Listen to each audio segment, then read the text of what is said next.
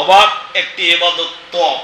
যতবার পা উঠবে তাতে একটা পাপ মিটে যাবে, একটা নেকি লিখা হবে। যতবার পা নামবে তাতে একটি পাপ মিটে যাবে, একটি নেকি লিখা হবে। এ কথা মুহাম্মদ সাল্লাল্লাহু আলাইহি সাল্লাম বলেন। আর স্পর্শের চেষ্টা করতে হবে, না পারলে পীড়াপিড়ির কিছু নেই।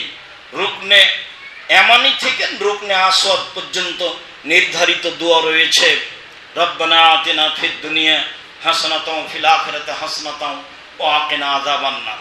সম্মানিত দিনী ভাই বোন, এই যে 7 বার হয়ে গেল, এখন আপনি 2 রাকাত সালাত আদায় করবেন। প্রথম রাকাতে হবে সূরা কাফিরুন, দ্বিতীয় রাকাতে হবে সূরা ইখলাস।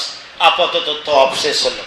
উবাদ ইবনে উমাইর রাদিয়াল্লাহু তাআলা আনহু বলেন যে আব্দুল্লাহ ইবনে উমর ইজাহিম আলার রুকনাইনে। আব্দুল্লাহ ইবনে উমর একজন বিশিষ্ট অতীব উচ্চ বড় শিক্ষিত মানুষ, উমরের ছেলে। ইনি হাজরা আসওয়াদ আর রুকনে ইয়ামানি, মানে হাজরা আসওয়াদের আগের কোণ, এই 2টা জায়গাতে হাত লাগানোর জন্য খুব ভিড় করতেন। তিনি বলেন মারাআইতু আহাদান মিন সাহাবী রাসূলুল্লাহ সাল্লাল্লাহু আলাইহি সাল্লাম ইজাহিম আলাইহি। আমি আব্দুল্লাহ উমর ছাড়া আর কাউকে এত ভিড় করে এই 2টি জায়গা স্পর্শ করতে দেখিনি। তো এবার আব্দুল্লাহ ইবনে উমর বলছেন, পৃথিবীর মানুষ শুনে রেখো, আপনিও শুনে রাখেন, ইন আফাল, যদি আমি এটা করি, এই 2 জায়গায় হাত লাগানোর জন্য ভিড় যদি করে থাকি, তাহলে শুনে রাখেন, সামিয়তু রাসূলুল্লাহ সাল্লাল্লাহু আলাইহি ওয়াসাল্লাম ইয়াকুল, আমি আল্লাহ রাসূলকে বলতে শুনেছি, তিনি বলেছেন ইন্না মাসাহুমা কাফারাতুল লিল খাতা। 2 রুকনে হাত লাগাতে পারলে অতীতের সব পাপ শেষ। এই জন্য আমি ভিড় করি। সামিয়তু ইয়াকুল, আমি আল্লাহ রাসূলকে বলতে শুনেছি, তিনি বলেছেন মান তাফা সাবান ওয়া হাসাহু, যে 7 বার চক্কর দিল আর গুনে ভালো করে হিসাব করলো, কা ইতকে রাকাবাতিন, তাহলে একটা গোলাম আজাদের সমান নেকি হবে।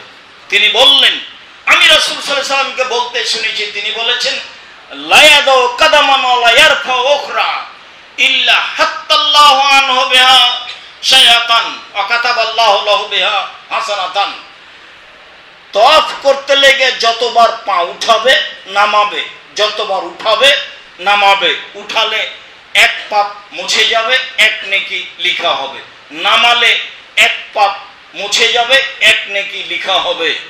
দূর দিয়ে হাঁটলে আরো হলো, পাশ দিয়ে হাঁটলে একটু কম হলো, আরো দূর দিয়ে হলো আরো বেশি। এবার আপনি বলেন তওয়াফের তুলনায় আর কোন ইবাদত থাকলো? অবাক একটি ইবাদত তওয়াফ। যতবার পা উঠবে তাতে একটা পাপ মিটে যাবে, একটা নেকি লিখা হবে। যতবার পা নামবে তাতে একটি পাপ মিটে যাবে, একটি নেকি লিখা হবে। এই কথা মুহাম্মদ সাল্লাল্লাহু আলাইহি সাল্লাম বলেন। আর স্পর্শের চেষ্টা করতে হবে, না পারলে পীড়াপিড়ির কিছু নেই। রুকনে ইয়ামানি থেকে রুকনে আসওয়াদ পর্যন্ত নির্ধারিত দোয়া রয়েছে, রব্বানা আতিনা ফিদ দুনিয়া হাসানাতাও ফিল আখিরাতি হাসানাতাও ওয়া কিনা আযাবান নার। সম্মানিত দিনী ভাই বোন, এই যে 7 বার হয়ে গেল, এখন আপনি 2 রাকাত সালাত আদায় করবেন। প্রথম রাকাতে হবে সূরা কাফিরুন, দ্বিতীয় রাকাতে হবে সূরা ইখলাস। আপাতত তওয়াফ শেষ হলো। এবার আপনার প্রয়োজন হলে একটু জমজমের পানি পান করেন, আগেও করতে পারেন। জমজমের পানি পান করা ভালো। জাবির রাদিয়াল্লাহু তাআলা আনহু বলেন, রাসূল সাল্লাল্লাহু আলাইহি সাল্লাম বলেছেন, আল মাউ জামজাম লিমা শুরিবা লাহু, জমজমের পানি যে উদ্দেশ্যে পান করবে সেটাই হবে। জমজমের পানি যে উদ্দেশ্যে পান করবে সেটাই হবে। জাবির রাদিয়াল্লাহু তাআলা আনহু বলেন, রাসূল সাল্লাল্লাহু আলাইহি সাল্লাম বলেছেন, খায়রু মাইনাল ওয়াজিল আরজি মাউ জামজাম, মাটির উপরে যত পানি রয়েছে তার সবচেয়ে উত্তম পানি হলো জমজমের পানি। মাটির উপরে যত পানি রয়েছে তার সবচেয়ে উত্তম পানি হলো জমজমের পানি। শেষে তিনি বললেন, মাউ জামজাম তামিন অসিফা সুকমিন, জমজমের পানি হচ্ছে ক্ষুধা নিবারণের খাদ্য, জমজমের পানি হচ্ছে রোগ নিরাময়ের ঔষধ। এই কথা মুহাম্মদ সাল্লাল্লাহু আলাইহি সাল্লাম বলেন। জমজমের পানি হচ্ছে ক্ষুধা নিবারণের খাদ্য আর রোগ সারার ঔষধ। এ কথা আল্লাহর নবী বললেন।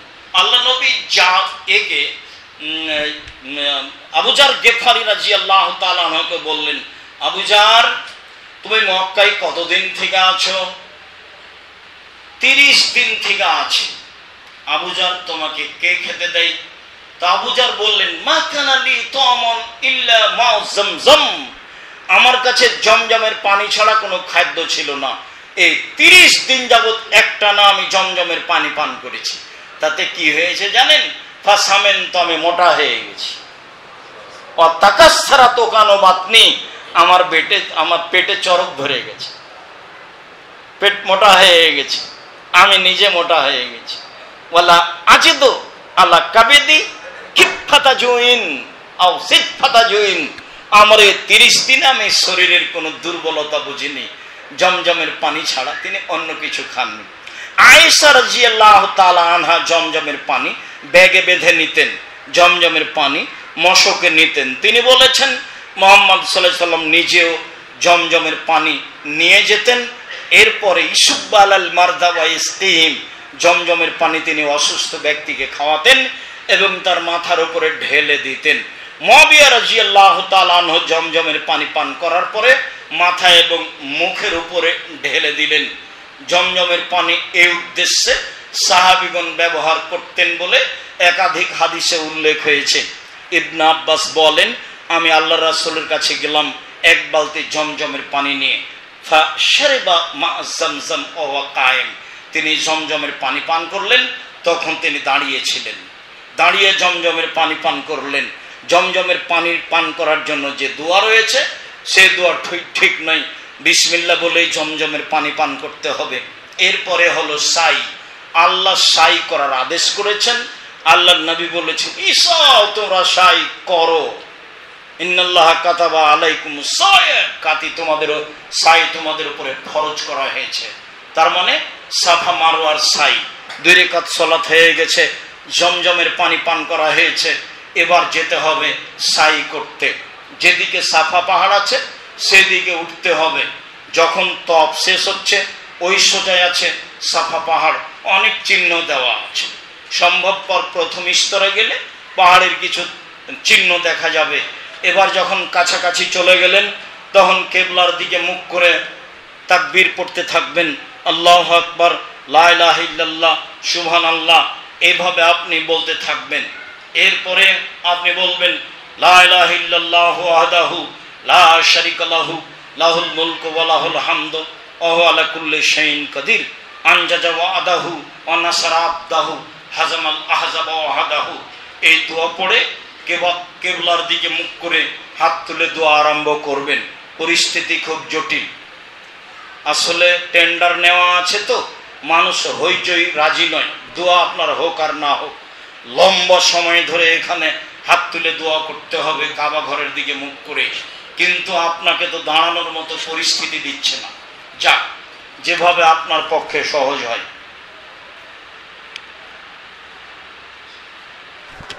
যেভাবে আপনার পক্ষে সহজ হয়। এরপরে আপনি পায়ে হেঁটে চললেন। মারোয়ার দিকে। মারোয়াতে উঠে হাত তুলে দোয়া করতে হবে, কথা ওইগুলি। আবার আসলেন সাফাই, 2 বার হলো, হাত তুলে দোয়া করতে হবে, কথা ওইগুলি। আবার মারোয়াতে গেলেন, 3 বার হলো, হাত তুলে দোয়া করতে হবে। এইভাবে পরস্পর 3 বার 3 জায়গায় হাত তুলে দোয়া করতে হবে। 7 বার যখন হবে মারওয়ায় গিয়ে শেষ হয়ে যাবে, তখন আপনি মাথার চুল ছোট করে নেবেন। রাসূল সাল্লাল্লাহু আলাইহি সাল্লাম বলেন, আল্লাহুম্মা গফির। রাসূল সাল্লাল্লাহু আলাইহি সাল্লাম দোয়া করেছেন যারা মাথা নেড়ে করে তাদের জন্য 3 বার, আর যারা চুল ছোট করে তাদের জন্য 1 বার। চুল ছোট করার চেয়ে মাথা নেড়ে করা ভালো, তবে ছোট করাও জায়েজ। মহিলারা চুলের শেষের দিক থেকে কেটে নেবে, এ কথা মুহাম্মদ সাল্লাল্লাহু আলাইহি সাল্লাম বলেন। এ হলো উমরা। উমরার জন্য 3টি জিনিস জরুরি: ইহরাম বাঁধা, তওয়াফ করা, সাই করা। রুকুন বা জরুরি, তাতে মাথার চুল ছোট করা নয়। তওয়াফ, সাই, ইহরাম বাঁধা, বাস উমরা হয়ে গেছে। এখন আপনি ফ্রি মানুষ থাকেন, হাট বাজার করেন, আসে যায় না, পারিবারিক বিষয়টি মিলনে যেতে পারেন, কোনো সমস্যা নেই। দিন যায় রাত্রি যায়, চলে আসলো জুলহিজ্জার 8 তারিখ। জুলহিজ্জার 8 তারিখ স্ব স্থানে ফজরের সালাত আদায় করে বের হবেন। ফজরের সালাত আদায় করে হোটেল থেকে বের হয়ে বলবেন লাব্বাইক হাজ্জাতান, হজের জন্য উপস্থিত। এই যে তালবিয়া শুরু হলো 3 দিন যাবত একটানা চলবে, মিনায় চলেন। জোহরের সালাত সসময়ে কসর, আসরের সালাত সসময়ে কসর, মাগরিবের সালাতে কসর নেই, এশার সালাত সসময়ে কসর, ফজরের সালাতে কসর নেই। ফজরের সালাতের আগে মিনা ত্যাগ করা যাবে না। মুআল্লিমেরা নানানভাবে আপনাকে নিয়ে যাওয়ার চেষ্টা করবে, আপনি কি করবেন সেটা আপনার ব্যাপার। তবে আমাকে কোনো সময় মুআল্লিম নিয়ে যেতে পারেনি, হারিয়ে যাই সেটা আমার ব্যাপার, আপনাকে আমি জিম্মেদারি করতে রাজি নই। কি হবে সেটা আমি বুঝবো। ফজরের সালাত আদায় করে আপনি আরাফার মাঠে যাবেন। আরাফার মাঠে কোনো ইবাদত নেই, খাদ্যের খুব গড়াগড়ি, খাদ্য খেতে হবে না, খাদ্য কমিয়ে দেন। আরাফার মাঠে গিয়ে কোনো ইবাদত নেই, বসে থাকবেন, মুখে লাব্বাইক আল্লাহুম্মা লাব্বাইক লাব্বাইক লা শারীকা লাকা লাব্বাইক ইন্নাল হামদা ওয়ান নি'মাতা লাকা ওয়াল মুলক লা শারীকা লাক, যে যা পারে বলতে থাকবে। দিন যায় জোহরের টাইম হয়ে গেল। জোহর আসর একসাথে পড়তে হবে, এক আজানে 2 একামতে, মধ্যে কোনো তাসবিহ তাহলিল হবে না। আসসালামু আলাইকুম ওয়া রাহমাতুল্লাহ, আসসালামু আলাইকুম ওয়া রাহমাতুল্লাহ, দাঁড়িয়ে গিয়ে একামত দিতে হবে, মধ্যে কোনো তাসবিহ তাহলিল নেই। এই ঘোষণা মুহাম্মদ সাল্লাল্লাহু আলাইহি সাল্লাম দেন। সময়ে জোহর, সময়ে আসর তো বহু দূরের কথা। শতকরা 99 জন হাজি বেদাতি, শতকরা 99 জন মুআল্লিম বেদাতি, ধর্মের 5 পয়সা দাম দেয় না। 2 সালাত একসাথেই হতে হবে আরাফার মাঠে, এটাই চূড়ান্ত। 2 সালাত একসাথে হতে হবে আরাফার মাঠে, এটাই চূড়ান্ত।